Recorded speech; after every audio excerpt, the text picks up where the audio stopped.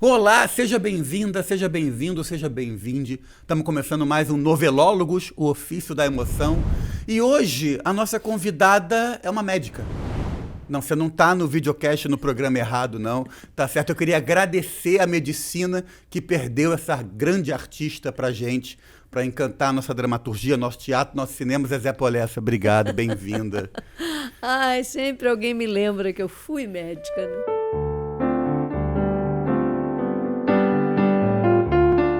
Chegou a ter alguma especialidade? Eu fiquei curioso. Não, porque já no terceiro ano assim do curso eu sabia que não era, sabe? Mas eu não sei, tinha uma turma bacana na faculdade, aquela coisa de. Eu tinha uma vida muito presa na família, então era aquilo de sair 7 horas da manhã de casa e voltar à noite. E ter aquela turma, ia começar a viajar com aquela turma. Então eu não consegui muito me separar daquela turma. Mas eu comecei a fazer, na verdade, no segundo ano.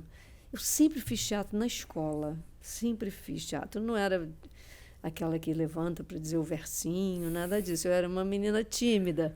Mas falava em vamos fazer a primavera, festa da primavera. Lá estava eu cantando, vestida de cigarra.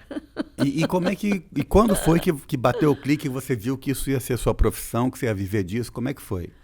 Olha, não foi muito rápido, não. Inclusive, eu fui fazendo, seguindo uma vocação, né? Eu fui fazendo sem essa expectativa, sem... Eu não tinha expectativa. Eu tinha até uma certa vocação para a medicina, mas eu não tinha... Como é que é? Não, eu tinha talento, mas não tinha vocação. Tinha talento, era boa de diagnóstico, olhava para a pessoa, já conversando, já ia sacando e tal, mas não tinha vocação de levar aquilo, sabe, de perseguir aquilo, de suportar as coisas da medicina. Então, tudo que era difícil, a situação dos hospitais, né, a pobreza das pessoas, tudo que era difícil me derrubava muito. E no teatro, tudo que era difícil me animava. Era um desafio, era uma coisa que agora é mesmo que eu tenho que fazer, e agora que eu tenho que fazer bonito. Tudo, teatro de rua. Vamos fazer um teatro com bonecos. Eram bonecos de 5 metros de altura. Esse trabalho na Aliança Francesa, mas eu acho que eu decidi mesmo quando eu fui fazer o Despertar da Primavera, que foi em 79. Eu tinha me formado já, e eu tinha... Vou largar, não quero, está aqui, papai, o diploma. E Formada, aí, né? Formou, entregou o diploma de formei medicina. lá no FRJ, e lá no Fundão, fui das primeiras turmas do Fundão. E aí apareceu um curso, que era um curso, chamava Treinamento Avançado em Serviço, TAS, que era na Fiocruz, com uma galera muito legal. Acho que foi a coisa mais linda que eu fiz na medicina, porque era um curso para pensar a saúde da cidade. Sérgio Arouca, que depois foi secretário de saúde, logo depois, ou já tinha sido, era professor de epidemiologia, de sanitarismo, de políticas de saúde. Tinha trabalhado na Nicarágua, na Revolução, era um cara muito bacana. Ele me convidou, mas teve uma prova, teve uma coisa você tinha que passar, né, para ser admitida para fazer o curso. Mas era um curso multidisciplinar. Tinha sociólogo, antropólogo, enfermeira, professora. Era um curso, assim, várias pessoas, né, de vários lugares pensando a saúde. Foi muito interessante, muito interessante. E tinha uma verba, tinha uma graninha. Eu já tinha saído da casa dos meus pais, então isso também contou muito a favor de eu fazer esse curso. Mas aí realmente acabou esse curso, a galera foi para trabalhar no Ministério da Saúde, foi para Brasília, foi para tal, e falei... E aí eu já tinha feito o Despertar da Primavera, tínhamos formado um grupo, pessoal do Despertar, com essas pessoas que são as pessoas da minha vida de trabalho até hoje. Daniel Dantas, com quem eu me casei, tive um filho. Miguel Falabella, que é um parceirão meu também de muito muitas obras, né? Muitos trabalhos. Agora mesmo a gente está fazendo Nara, né? Juntos. E Maria Padilha, que está aí, Rosane Goffman, Fabinho Junqueira, que já partiu. Mas, assim, juntou uma galera que, pela primeira vez, estava começando a se definir, largando as faculdades. Miguel fazia letras, Daniel... Eu sempre achei que ele fazia direito, mas ele falou que não, fazia uma coisa administrador de tal. Mas a gente estava todo mundo se querendo aquilo mesmo para a vida. E aí já recebendo convites para televisão. E aí você foi cuidar das pessoas fazendo arte. Achou um outro caminho de... Mas era muito, muito doce. Eu não suportava sangue, por exemplo. Eu desmaiava mesmo, apagava. Eu tinha um tio que queria que a gente fosse uma dupla. Eu achava que era. Eu escolhi fazer medicina um pouco por causa desse tio. José Maria. Eu sou Maria José. Olha que besteira. Mas é que com 17 anos também, 16, né, quando eu decidi que vestibular que eu ia fazer, o que eu ia fazer, 16 anos, eu decidi que quer ser isso ou aquilo. É muito difícil, né? É muito difícil, né? E tem uma cobrança nisso, né? Até hoje, né? Isso é uma coisa que não muda, né? Não mudou muito, eu acho. Eu vi agora, pela primeira vez, uma amiga minha, que tem uma neta, que é atleta, nadadora e tal, do Flamengo, que, como o avô, quer fazer medicina. E ela dizendo, a avó, dizendo, tira um ano. Vai fazer agora Enem com 17 anos. Vai parar de nadar, vai parar de fazer um monte de coisas da sua vida para fazer, se preparar para o curso. Não sei se ainda tem isso, vestibular, ou se com o Enem você já entra na faculdade. Não sei já entra direto. Já entra direto. Você se prepara no terceiro ano, né? Terceiro ano ou um cursinho, mas o Enem unificou as provas. E a primeira vez que eu vejo isso, uma pessoa dizendo, não, calma, você é muito jovem, né? Eu até vou fazer uma subversão aqui, que eu falo isso mais na frente, mas vou pegar essa carona. Entender o que você acha do jovem artista, né? Imagino que você esteja trabalhando com vários artistas chegando. Eu acho que, inclusive, a impressão que eu tenho, mas pode ser só a impressão, é que é diferente hoje, 2024, de quando você começou a ser artista. Eu digo do ponto de vista dos pais, dos artistas, dos próprios jovens que querem fazer televisão, talvez. Como é que você está vendo quem está chegando no mercado? Na verdade, eu estou vendo quem está chegando no mercado pela televisão. Eu vejo essa galera na televisão. No teatro, eu não estou vendo essa galera. Eu não estou trabalhando com essa galera que está chegando. Mas eu sei que é diferente. Eu sei que tem uma galera que vai fazer os cursos de teatro, que faz as escolas, né? Que faz oficinas e dali começam a fazer os trabalhos, que ficam aí bastante tempo fazendo o teatro antes de irem para a televisão, que é ainda bastante parecido com o que aconteceu comigo e com a minha, de certa forma, com a minha geração, né? Daniel, Maria, foram logo para a televisão. Eu, Miguel, a gente demorou.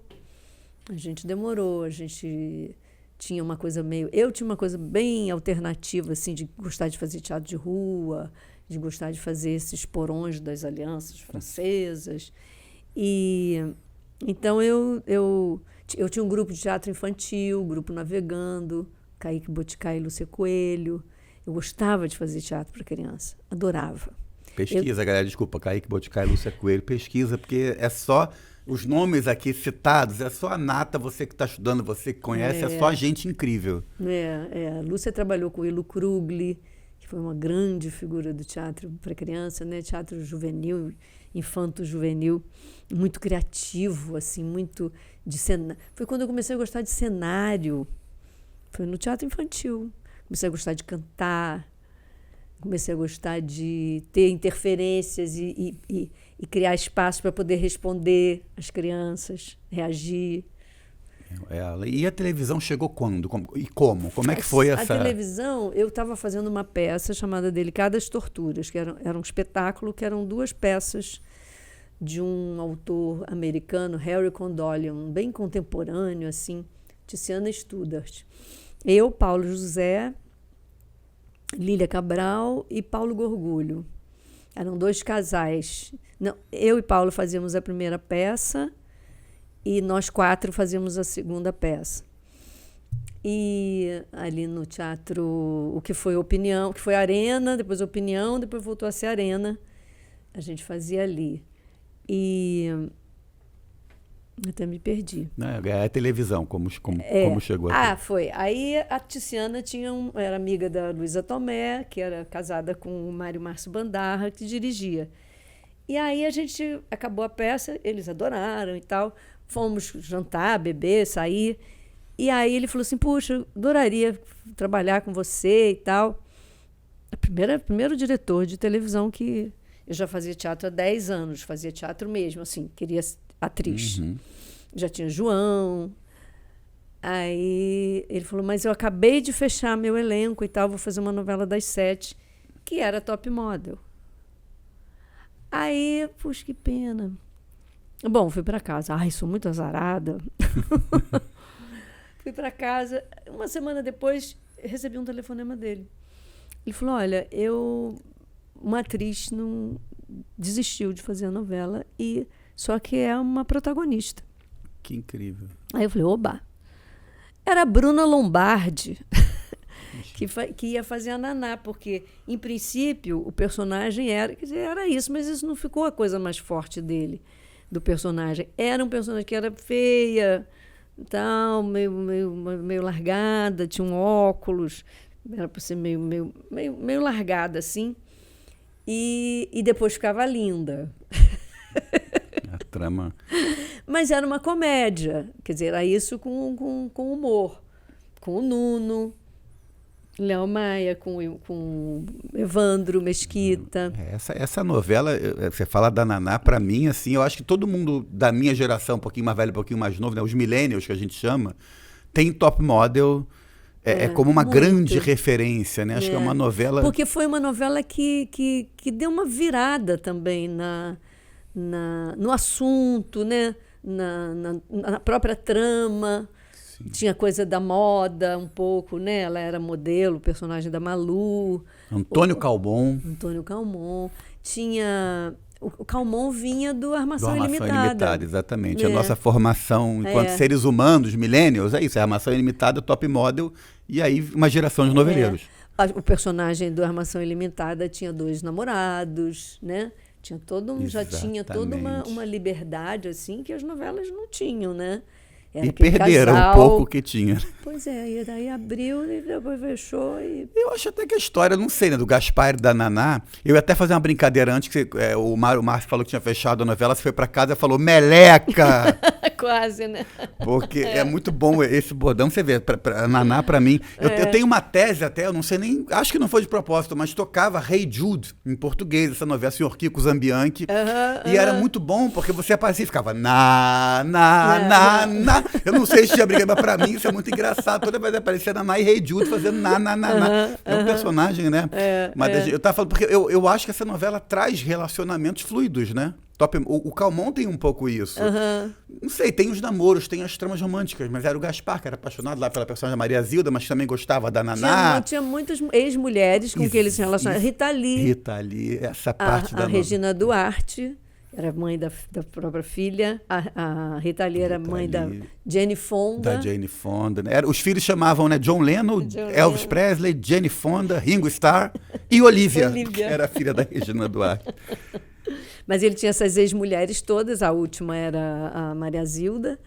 E eu era uma espécie de noviça rebelde ali, de babá, né, um personagem meio chapliniano, assim. Eu levei para esse lado, assim. Foi seu primeiro trabalho na televisão? Foi meu primeiro trabalho na Globo. Na Globo? Não, eu tinha feito na Manchete. Eu fiz uma série do Braulio Pedroso e do Geraldinho Carneiro. Tudo em Cima? Tudo em Cima, que era muito legal.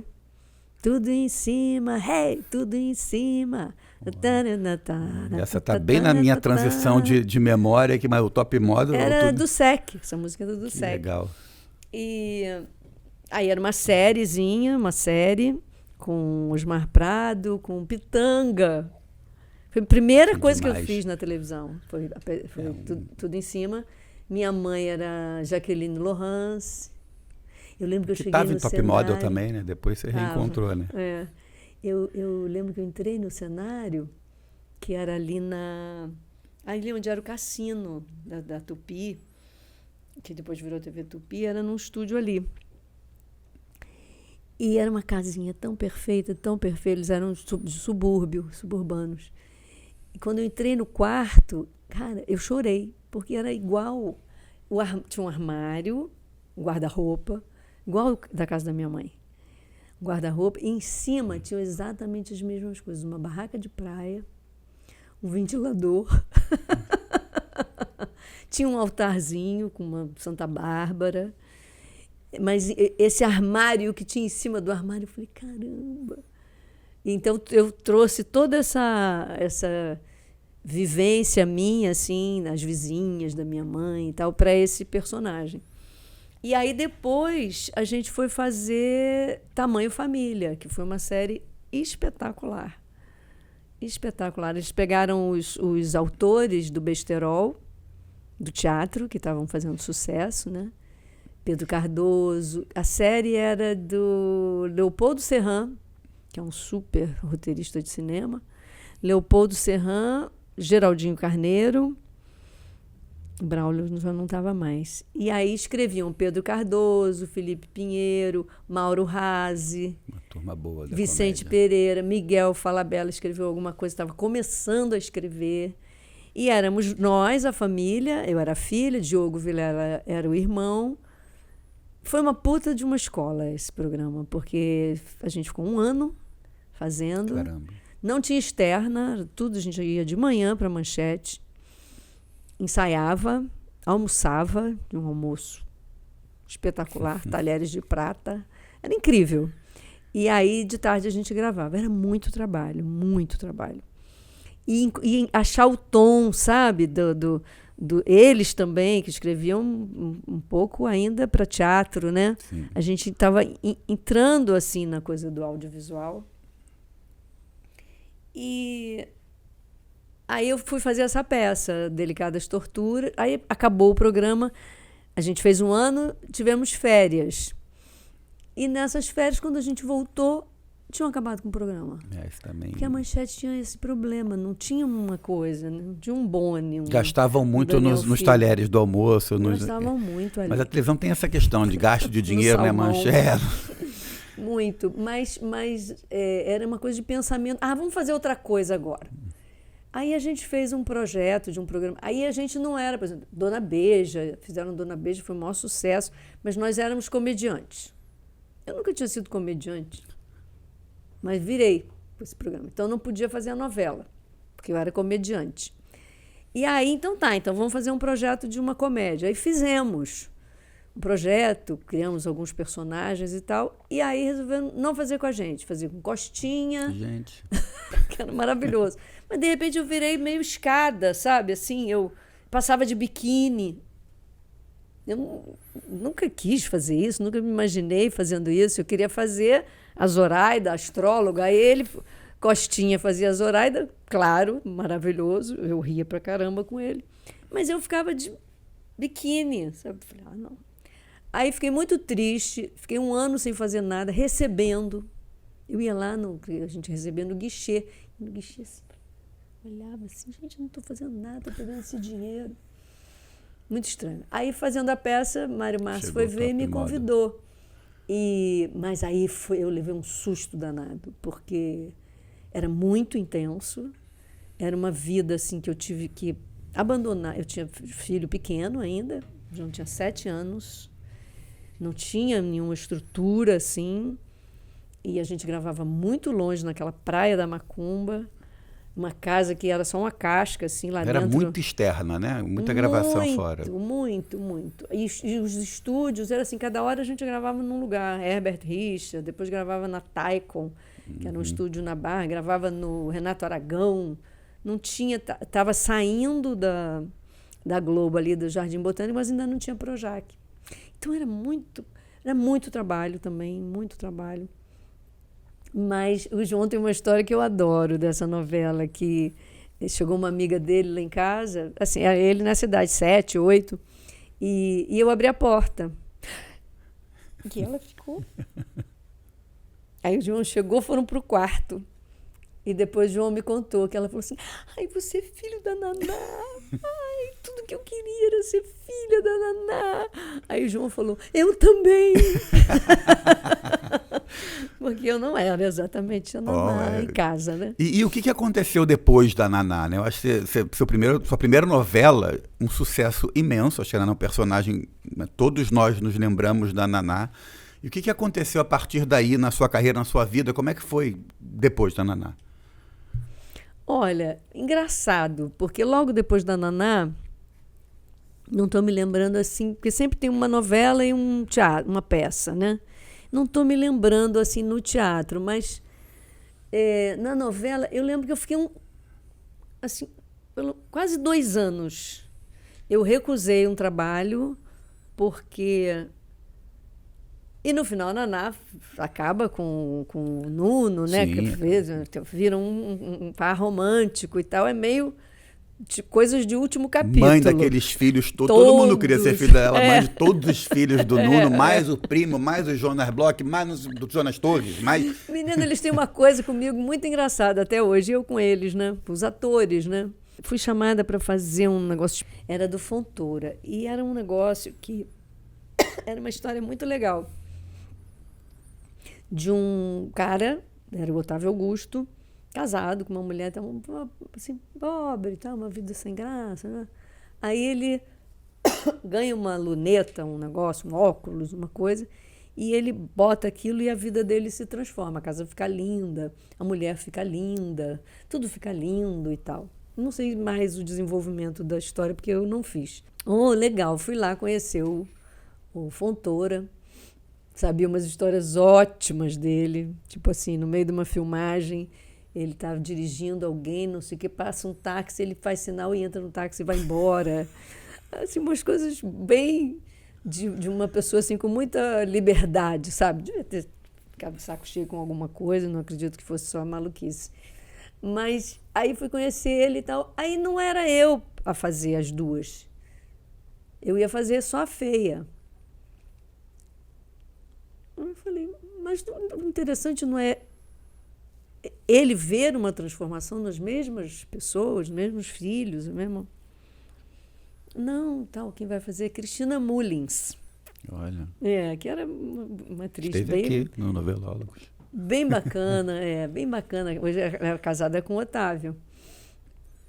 Será que ela conheceu ele ali? Pode até ser. Aí eu falei, não, eu quero fazer a transformação, acho que isso que é interessante e tal, porque eu já tinha aceitado, não que eu tenha problema de se eu sou feia ou se eu sou bonita, mas assim, era como se eu estivesse sendo vista por um segundo diretor da mesma maneira. É um personagem que é desengonçado, que é feia, que é não sei o quê, que depois... Só que nem era isso.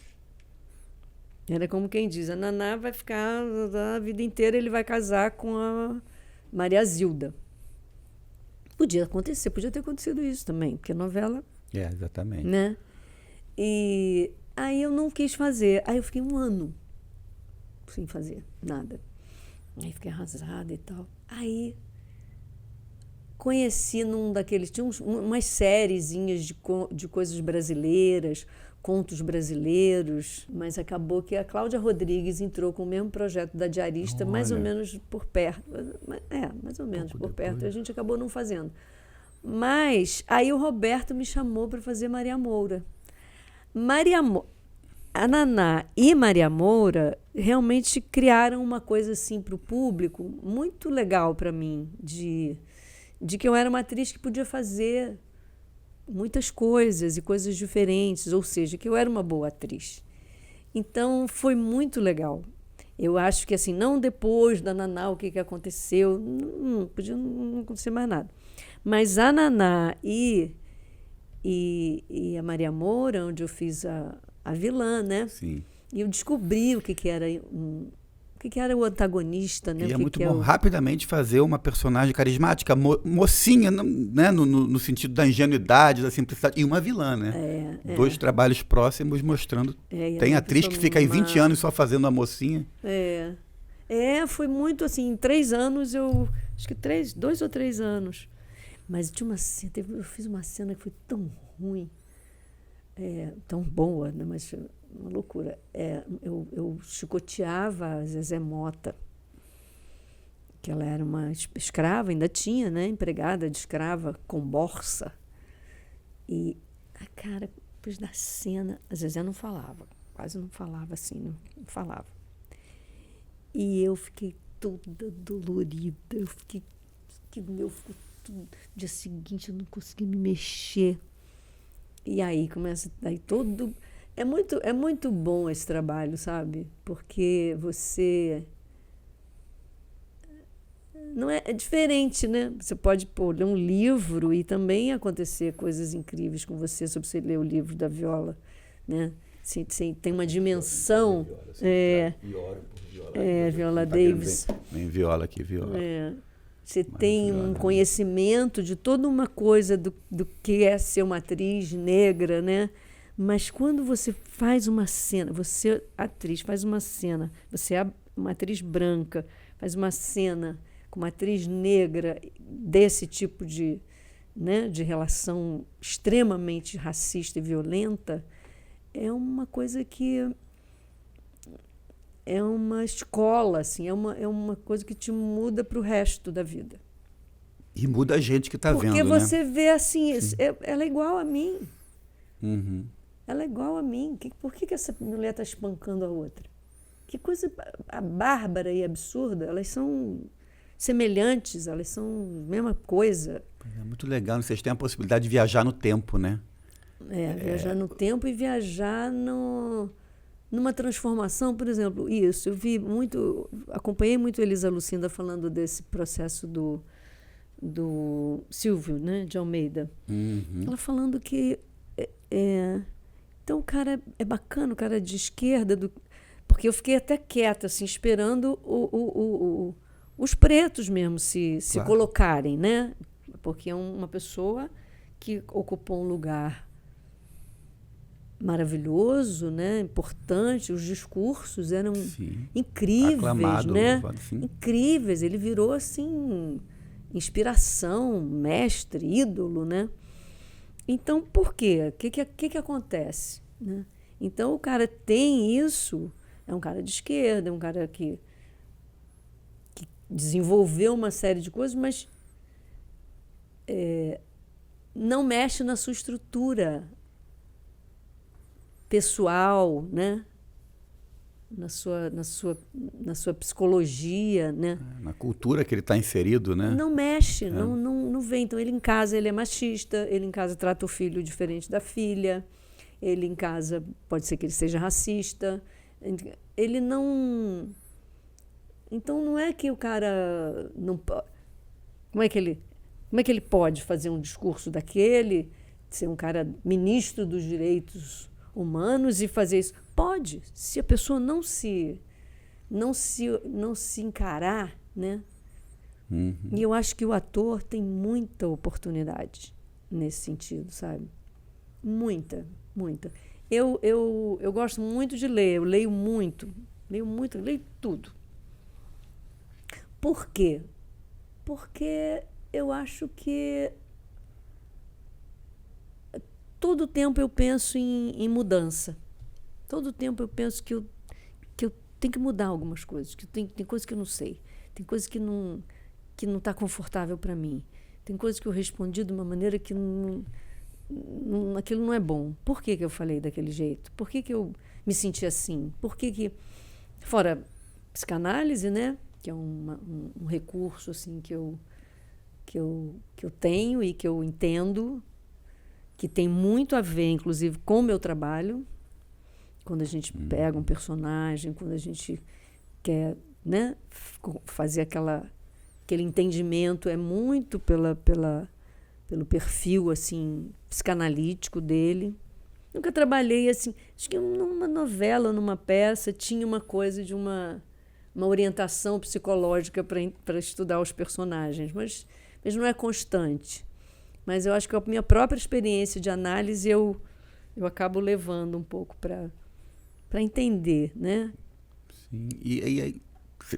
Não, eu estava pensando que é uma coisa louca, né? Porque a gente não entende tanta coisa da vida, e por mais que leia, que procure, que não sei o quê, vai continuar sempre entendendo muito pouco.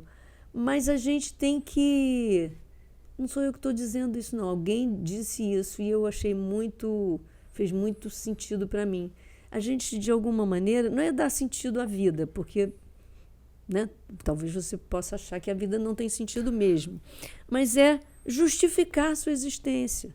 Tem coisas que justificam. Puxa, então isso aqui me faz entender, me faz gostar de viver, me faz, né, poder ter alguma coisa para mim que sobre para os outros, né?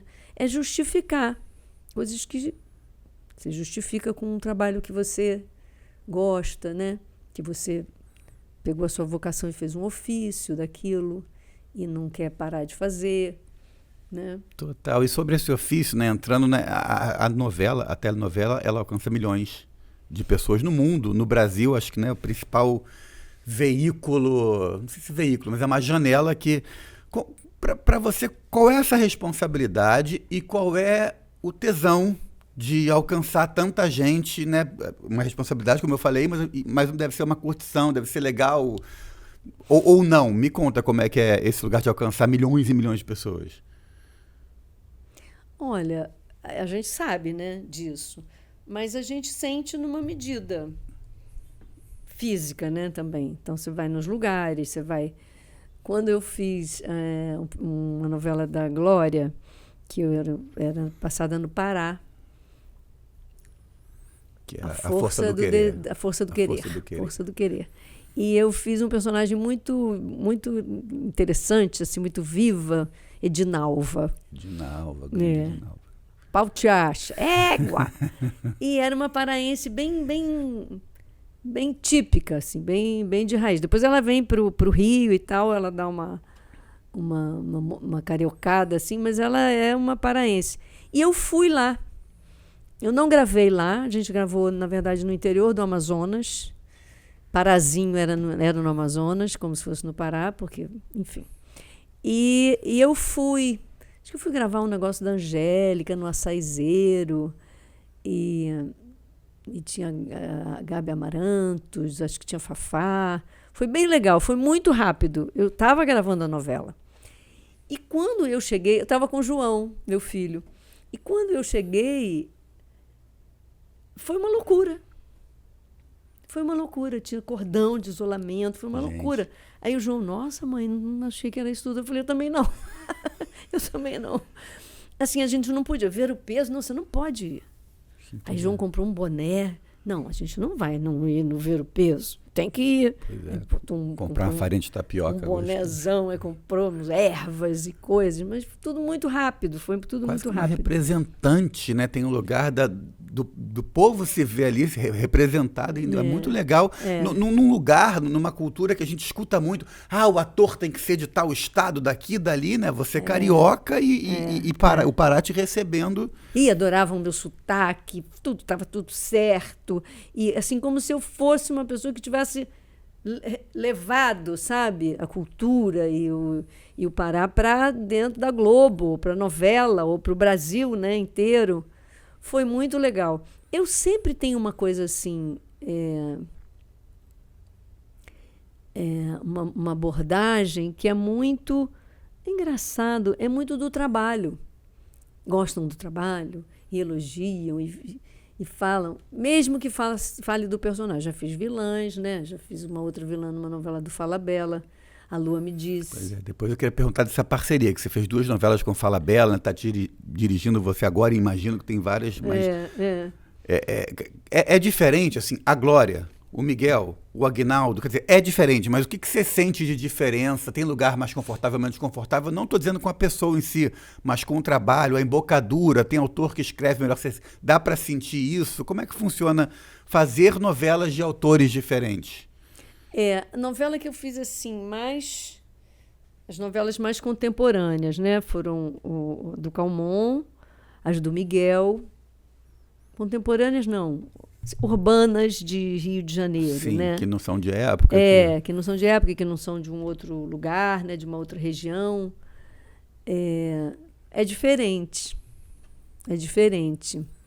Por exemplo, eu fiz 2 novelas do Miguel. Uma era uma comédia, Salsa e Merengue. Salsa, Merengue e Lua Cheia de Amor. Que foi muito, muito gostoso de fazer, muito legal. E era uma turma da gente do teatro, né?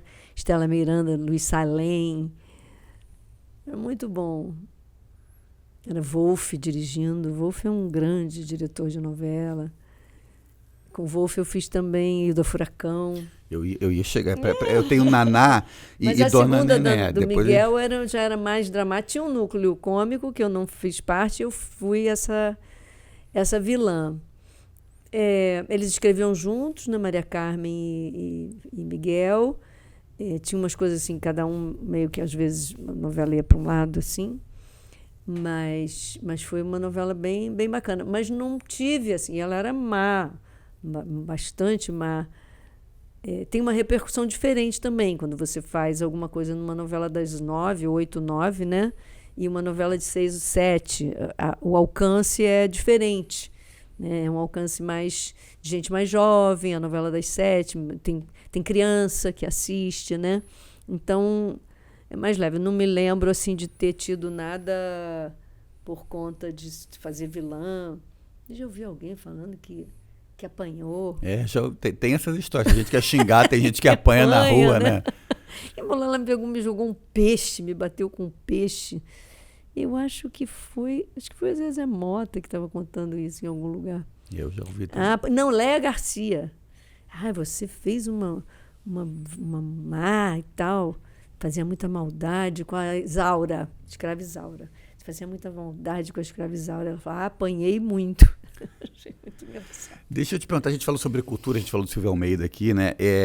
E a gente sabe, fala, vive o que acontece em sets de filmagem e histórias. Você falou de machismo, de tipo, botarem passando de biquíni e tirar o personagem.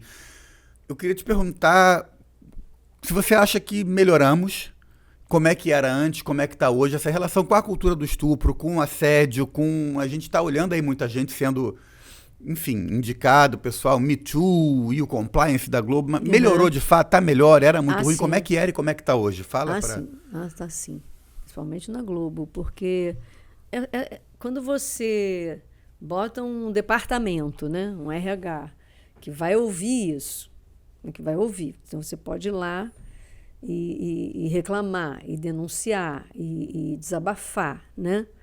Não tinha. E então as pessoas são punidas. São punidos mesmo, né? Não está em dúvida, está investigando, já saiu. É cruel, ainda depois provar que não fez, só que nunca não fez, sempre fez. Porque eu acho que é uma coisa tão difícil uma mulher fazer uma denúncia dessa, um homem fazer uma denúncia dessa também, né? Porque te expõe, né?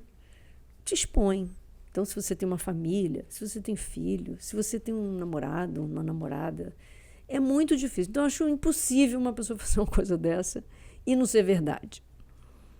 Então, essa coisa de ter esse órgão, esse departamento, e realmente haver punição, mudou muito. Mudou muito. Porque era uma coisa assim que, por exemplo, o diretor, né, ele está num lugar de poder, né? E não tinha isso a fazer com a atriz jovem que está chegando, não. Fazia com as estrelas. Entende? Então, era uma coisa... Sempre esse lugar, né? Do homem, um lugar de poder. Sim.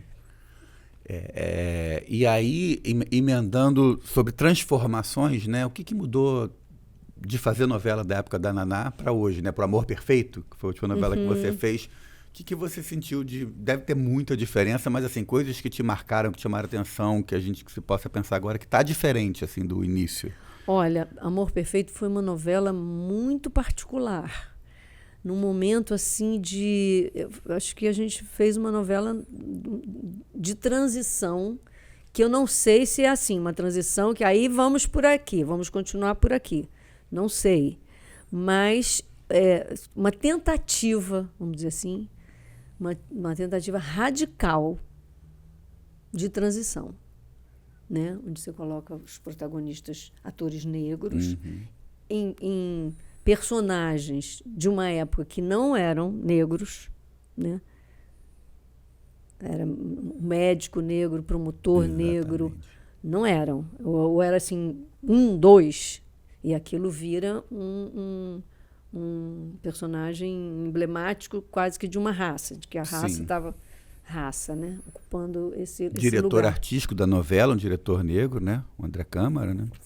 Sim. Então, mas foi muito interessante porque, assim, vários atores negros apareceram, né? Bons atores, a maioria bons atores, boas atrizes, bons atores. Então, isso, a mudança, a transição, nesse sentido de continuar, porque você descobriu atores, porque eu ouvi muito isso em novela. Eu falava, gente, essa família podia ser uma família negra. Não é? Não podia ser. Ah, mas não tem ator negro bom. Como assim? Não tem ator bom negro porque não trabalham, né? Porque a gente tem talento e tem experiência, tem exercício. Se você não experimenta, se você não... Né? Não pode ficar na preguiça, no que já funciona. Um parênteses, eu lembro que eu trabalhei numa novela, enfim, que era protagonista japonesa, uma história linda. Protagonista japonesa que se apaixonava, filho de japonesa se apaixonava por um neto de italianos. A história era uma graça.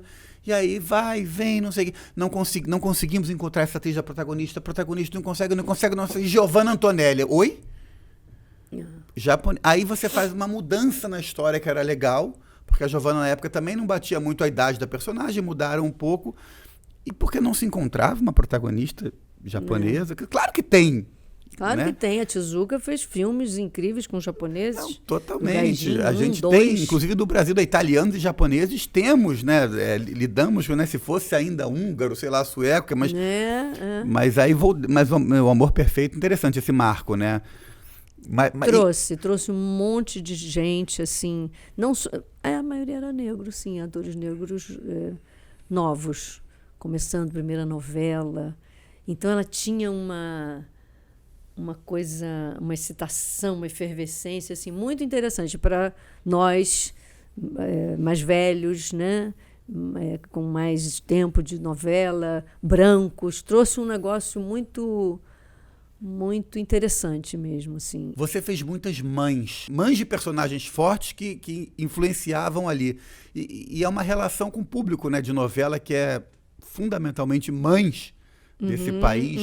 Não sei se você sentia isso, esse retorno, e como é que é, né? Desde o início, desde a Naná, uma mãe de tanta gente, como é que é esse lugar, como é que você recebia, você já está acostumado, você já sabe que vem uma próxima mãe, né? Sempre tem um filho ali em torno, como é que é isso para você?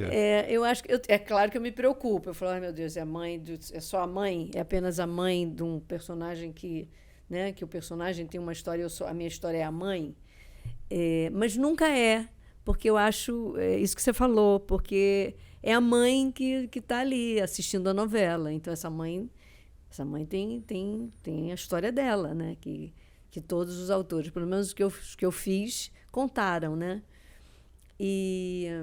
Mas é uma preocupação minha. Eu sempre pergunto, mas aqui na sinopse ela não tem muita história. Ela é a mãe da sereia, ela é a mãe da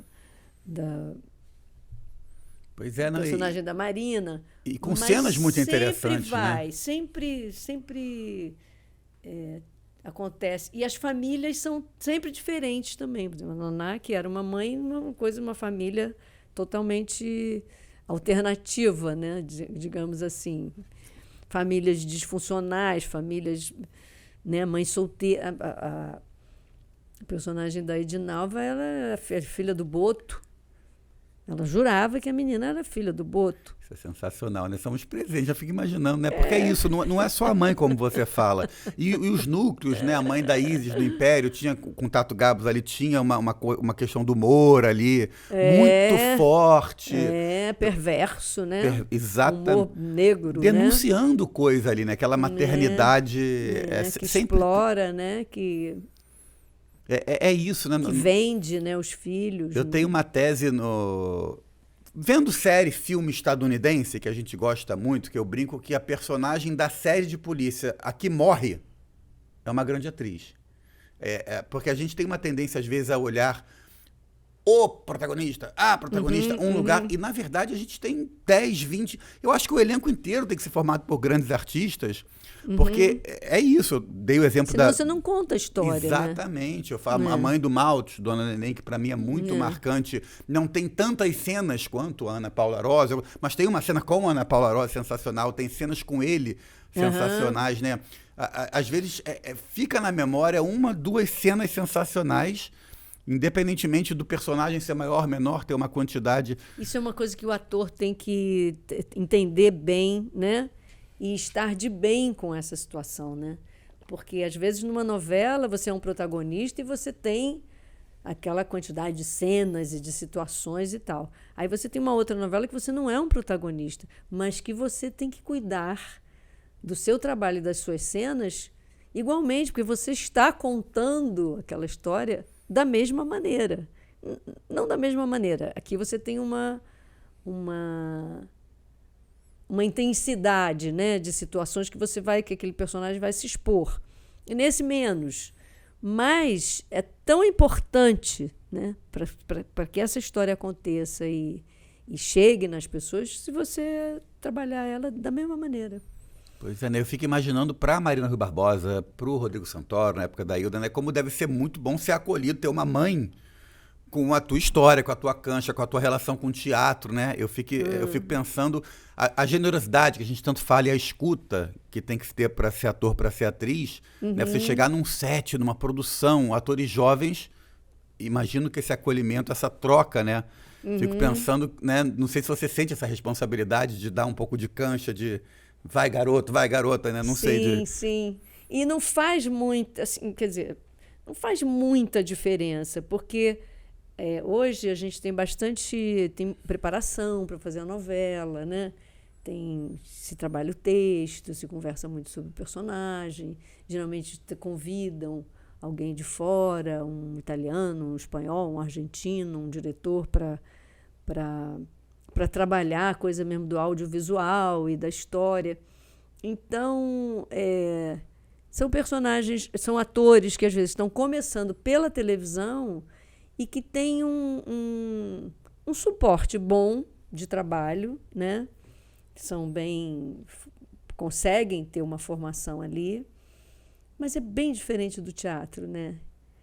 E eu acho que a gente tem uma coisa assim em relação a isso, ao sucesso, fora essa coisa, né, hoje da mídia social, né, dos seguidores, do coisa que a gente não passou por isso. Quer dizer, a gente sempre gostou de ter público, de ter o aplauso, né, de poder viver da sua bilheteria, de ter independência com o seu trabalho. Mas a televisão trouxe uma outra coisa para esses jovens atores, né? Que eu acho que é importante, por exemplo, ter a Zezé Polessa, o Fagundes, as pessoas de Torlone, pessoas de teatro, né? A Renata Sorrah, a Marieta, pessoas de teatro que dão um chão ali, um tom também do que é o trabalho, né? E a gente... Eu acho que é uma mistura assim, muito legal para a gente também, porque eles trazem uma coisa assim, por exemplo, com o mundo social, né? Que a gente também não pode se encastelar num porão, né? Sim. Eu tinha um pouco essa sensação. Eu fiquei 10 anos no teatro antes de ir para a televisão, que eu fiquei 10 anos assim num lugar escuro, forjando um negócio para mostrar. Não que não mostrasse ali, mas mostrar para muita gente, né? Então, aquilo que você criou, né, burilou, tal, você agora vai mostrar. Mas eu acho que cria uma coisa interessante, essa coisa eles trazem abertura para a gente também. Não, tem que postar isso. mas não precisa ficar postando Pois é, tudo esse na mundo hora. dos Instagrams e das redes, né? Mas não precisa postar toda hora, mas, pô, alguma coisa, as pessoas querem ver, Eu fui assistir a peça do Otton Bastos, 91 anos, fazendo... Maravilhosa. Como é que é? Ninguém me segura, não. Não me entregarei, não. Eu não me entrego, não. Eu não me, É. não me entrego, Não me não. entrego, não. Não me entrego, não. Eu fiquei muito impressionada, assim. Ele fala da carreira, da vida, de trabalho. Tem pouquíssima coisa de intimidade. Nada. O Fala ofício, da mulher né? dele. Ele fala do ofício, dos filmes, das relações, dos diretores, dos colegas. As pessoas ficam assim. Como as pessoas gostam Sim. de saber do ofício do ator. Como esse trabalho é um trabalho que... Primeiro que todo mundo tem um negócio de ator, né? Já fez, já fui, todo mundo, dentista, Boal fala isso, o né? médico, O Boal né? fala que Eu todo já mundo fiz é teatro, ator, eu também já fiz teatro, né? Então a gente é um pouco espelho, né? É um pouco assim, eu vou ver alguma coisa de mim nesse ator, no que ele vai fazer. Alguma coisa de mim eu vou ver nele. Então tem uma curiosidade que isso é muito... não só para o ator, né? Mas existirem... Agora a gente está num momento maravilhoso, né, para o teatro. Eu acho que a coisa da pandemia, da mudança de governo, né, de termos novamente um Ministério da Cultura, de termos algum apoio, né? E isso criou assim, muitos espetáculos. Eu não consegui fazer a Nara em São Paulo porque os teatros estão todos ocupados. Que bom, né? Que bom. Não, mal para mim, mas que bom, com né? pouco tempo atrás, né? Não, eu tinha teatro segunda e terça. Eu falei, não, vou esperar um teatro para fazer em São Paulo. E a Nara, né? Sensacional. Tem muito peça com fiz vida. Pouquinho, Mas é muito legal. Eu até fico com dó, porque eu adorei a Nara e Virginia Woolf. O Daniel teve aqui, eu falei, eu tenho 42 anos. Virginia Woolf foram as maiores atuações de um ator e de uma atriz que eu vi na vida. É mesmo? E assim, não estou puxando, eu falei pro Daniel, porque eu acho que vocês dois ali... E é legal conversar, dando aula na Cal, com jovens atores que buscam as peças de teatro para assistir. Porque a gente também, eu acho que o teatro tem um lugar de fazer teatro. Agora está melhor, mas está cada vez mais difícil do que... Estou falando do ponto de vista de patrocínio, de orçamento. A gente vive o Instagram, os seguidores, o dinheiro está em outros lugares, né? E eu ia te perguntar isso, né? Juntando, o que você acha desses influencers, ex-BBBs, chegando nas novelas, né? Não chegam no teatro, mas estão chegando. Você tem alguma opinião formada? Eu sei que o Babaiofa outro dia falou um negócio, as pessoas estão... Eu não tenho opinião formada, não, mas eu vejo e eu acho o resultado ruim. Tudo que eu vi, assim, você vê que não é um ator e que também não está interessado em ser. Então, fica ruim. Não é um lugar para... Entendeu? Você não entra na cozinha se você... Você pode entrar para fazer um curso, para aprender, claro, para cozinhar com o chefe. E não é na novela ao vivo que é o curso também, né? Não é, porque tem toda uma pressão que pode ser desumano para uma pessoa que não está preparada para aquilo e não tem interesse. O cara está ali entre uma cena e outra postando, vendo não sei o que lá. A gente está ali concentrado, né? Está passando texto, você está olhando, vendo se está tudo, né? Então, eu não acho bom. Eu acho que eles não deveriam fazer isso com eles, nem com a gente. É complexo. Nem com os atores, nem com o público. Nem com o público, Você tem alguma história, assim, pior dia de uma gravação de novela, um dia que foi traumático, foi ruim? Alguma história que você guarda para não repetir, para não acontecer de novo? Olha, tem uma história que até é uma coisa assim que eu falo... Gente, tem um negócio da idade, assim, do momento que você chega, que eu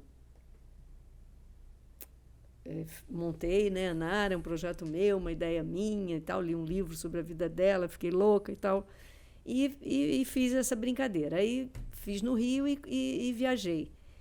E aí acabou meu contrato com a televisão, o que você vai fazer, o que você vai fazer? Eu não quero fazer nada. Eu quero quero viajar com a peça. Mas aí penso, mas eu já viajei com teatro e fazendo novela. Aí lembrei. E eu não quero fazer isso. não sei se vai acontecer, se uma hora eu vou ter que achar que não, que eu devo fazer, que vale a pena, que tal, por algum motivo. Mas uma situação, eu estava fazendo Porto dos Milagres, do Aguinaldo, um personagem maravilhoso, Amapola. Amapola. E eu estava fazendo Monólogos da Vagina em São Paulo, fazendo o maior sucesso. Então, a gente ia para São Paulo na sexta, eu fazia para sexta, 2 sábado, e quase que, assim, rotineiramente, 2 domingo. Aí depois eu até tirei a de domingo, porque não dava tempo de voltar, porque às vezes eu gravava segunda-feira de manhã. Então, não tinha como pegar a última ponte aérea. Então, passamos a fazer uma só mais cedo, tipo 6, porque acabava às 8, e eu entrava no avião 9h20, era o último voo. O carro ficava esperando, a mala aberta, enfiava a mala, aquela loucura. E aí, eu tinha que sair até 2 horas da tarde, na sexta-feira. E era uma cena da Amapola, que ela fazia uma festa, preparava uma festa de casamento para a cunhada. E a festa não acontecia. Eles acabavam não casando. Então, eu dava um ataque e eu destruía tudo, bolo, quebrava o bolo, passava uma mão, derrubava tudo. E eu errava alguma coisa. Agora eu não me lembro exatamente. Eu tinha que fazer um negócio para tal câmera e eu fazia para outra, ficava de costas. Então eu tinha que montar aquilo tudo de novo. E eu errei umas 3 vezes, por absoluta exaustão. E eu não estava mais ali, porque aí foi passando 2. Já comecei a cena, já tinha que ter ido embora.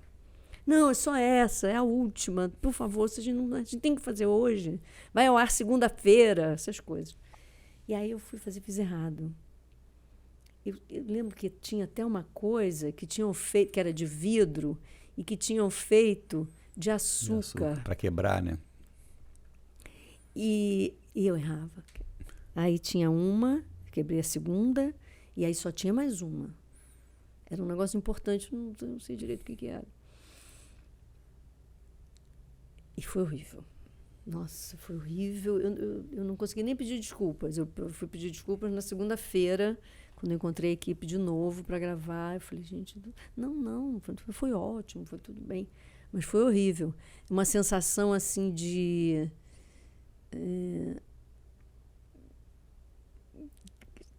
quando você perde os seus recursos de atriz, de profissional, não era mais isso. Não era...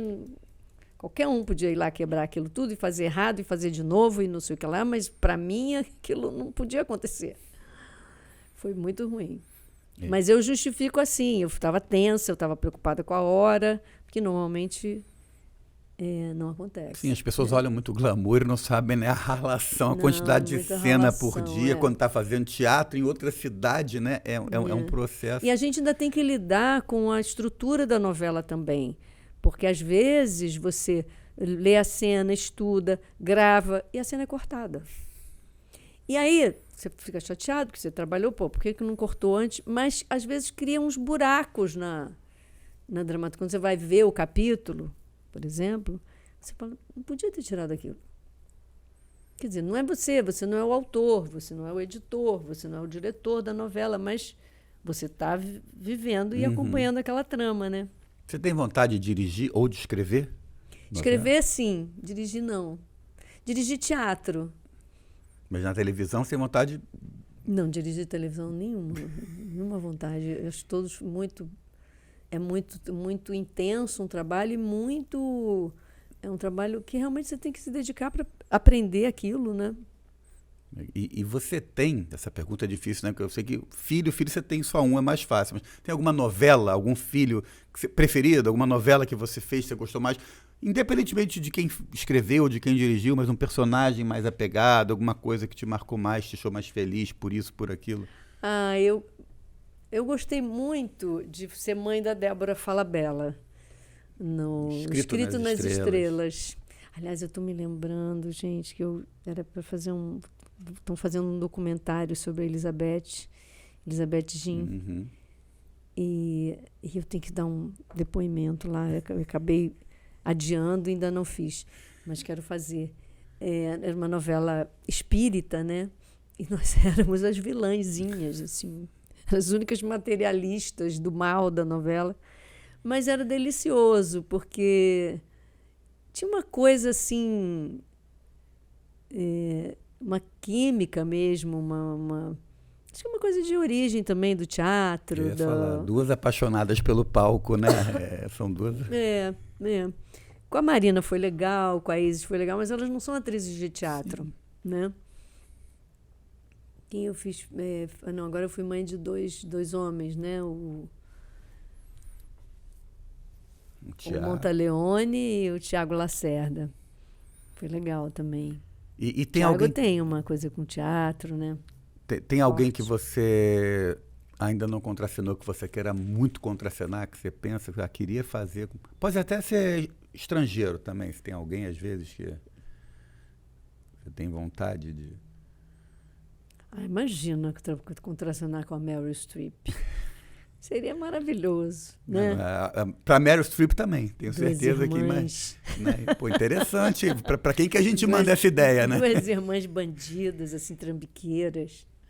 Legal, legal. E algum diretor também que você ainda não tenha trabalhado, que você tem vontade de trabalhar com? Porque essa relação ator-diretor, atriz-diretor é bem também, né, importante, né, que seja legal.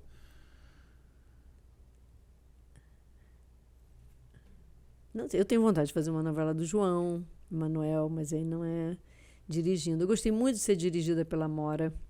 Legal. No Cordel Encantado. Cordel Encantado. Foi muito lindo. Gente, Cordel bela Encantado. novela também, né? Foi linda, linda. Também foi uma novela assim, meio divisora de águas para contar uma história. A sua carreira, Zezé, tem Muita coisa, é só né? novela, a gente aqui nos novelólogos, porque Top Model é um marco para uma geração, é um autor. O Explode Coração que você fez, a primeira novela do Projac, né? É um marco, independentemente mas é um marco. Cordel Encantado também é um marco estético para a televisão. Sim. É legal, né? Poder participar de tantos momentos importantes da nossa teledramaturgia. Né? Império também foi uma grande exatamente. novela, né? Império, além de ter sido uma grande novela, foi a primeira novela reprisada da pandemia, né? Eu acho que teve esse negócio também, o que vamos reprisar Império, né? E na pandemia reprisaram Império e logo depois A Força do Querer. A Força do Querer, aí, tá vendo? Eu ficava em casa vivendo na televisão, eu falei, não tá tão mal assim. Trabalhando menos, mas pelo menos estava ali na... E aí, como é que funciona nessa nossa profissão de artista, né? O ficar mais velho, ficar mais sábio, porque eu brinco, me pergunto assim, a sua previdência privada, assim, você fala, mas eu quero escrever, eu quero atuar, eu acho que assim, a minha profissão me permite trabalhar até morrer aos 100 anos, não sei se eu vou querer, mas a profissão permite. Como é que você se relaciona, né? Você faz isso desde que você é muito nova, você já está, né, 30, 40 anos de carreira, não sei... 50, tá vendo? Tô aqui, não quis ser deselegante, mas eu chuto 50 anos de carreira e contando... E como é que é esse envelhecer sendo artista? É bonito a beça. É muito bonito. Você tem vontade de... Eu tenho vontade de continuar. Eu não tenho vontade dessas loucuras. De estar tem que ir embora, tem que pegar o avião e tem que fazer uma cena e não consegue fazer a cena porque você está tenso, porque não tá... Isso eu não... Entendo por que eu fiz, né? Porque eu estava fazendo uma novela e estava fazendo uma peça. E a peça foi para São Paulo. E eu fui para São Paulo. Mas Bom, hoje eu também conduzo mais a história do meu teatro. Eu sou produtora, os projetos são meus. Então, eu conduzo melhor. Né? Se vier uma novela incrível e tal, que eu queira muito fazer, eu vou parar. Nara, vou guardar. Olha, depois, né? Vou entrar em acordo com a produção... E depois que a novela acabar, a gente retoma e tal. Não era assim. Por exemplo, Monólogos da Vagina não era minha produção. Então, mas eu me vejo assim... Você me conta, a novela vai acabar? Acabar? Não, acho que não. Acho que não. Acho que pode modificar, né? Sempre como vem se modificando, né? É como um romance, né? Uma novela de livro, quadrinho, falando assim dessa arte que conta história, né? Então eu acho que ainda tem muita coisa para se falar e se entender e se descobrir sobre a novela. Chegamos ao fim do Novelólogos, bom demais. Eu queria novamente, Zezé, agradecer você ter largado a medicina, para termos todas essas mães maravilhosas, essas personas, vilãs, mocinhas, essa versatilidade. Valeu. Espero que você tenha gostado de falar de novela e que a gente continue falando de novela por muito tempo. Ah, obrigada eu. E foi uma novela aqui, né? Quantos capítulos a nossa conversa? Conversamos aqui bastante tempo, falamos muito de muita coisa. Isso é bom, né? Porque às vezes a gente tem umas coisas de entrevista assim que são tão rápidas. Você tem que falar coisas tão rápidas. Num tweet. Não, às vezes você fala assim, gente, mas eu pulei tanto de um assunto, tem um meio ali que não ficou claro. Eu acho que a gente teve uma conversa assim, com tempo, com pensamento. Não sei se tudo que eu falei é exatamente o que eu acho, ou eu falei porque é o que eu estou sentindo nesse momento, entendeu? Então foi uma conversa assim de muita presença. Eu gostei muito. Muito obrigada.